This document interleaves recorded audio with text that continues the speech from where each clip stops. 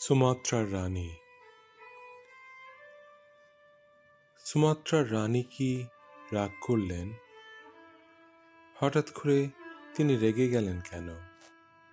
ঠিক তোমার মতো হঠাৎ করেই তুমি রেগে যাও, যেমন মাঝে মাঝে তোমাকে ভেদ করা দুঃসাধ্য কাজ, ঠিক তেমনি আজ এখানে সুমাত্রার পশ্চিম পাশে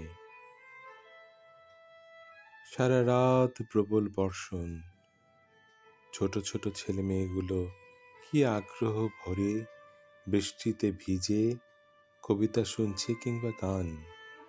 1 ইঞ্চিও সরছে না, পাথর আঁকড়ে দাঁড়িয়ে বা বসে আছে।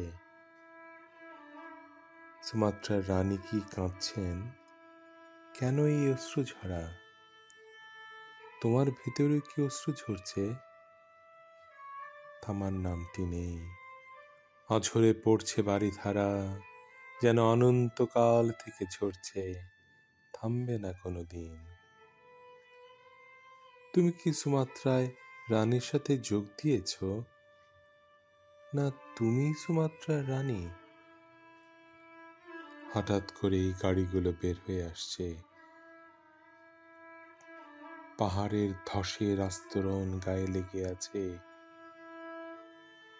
কি ভয়ঙ্কর!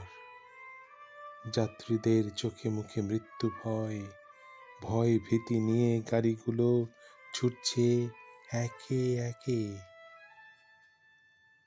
আমরা সারা রাত সারি বেঁধে বসে আছি।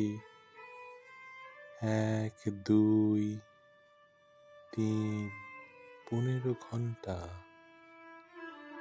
বাঁচার জন্য তীব্র আকাঙ্ক্ষায়। সত্যি কি তাই?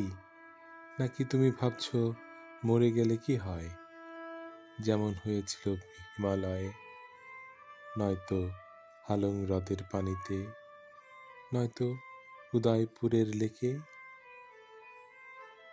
আজ কি সুমাত্রার রানী রেগে আছেন? তুমিও কি যোগ দিয়েছ ওর সাথে? ফিরে এসো মর্তালোকে। হে সুমাত্রার রানী, জাগাও আমাকে, আমাদের।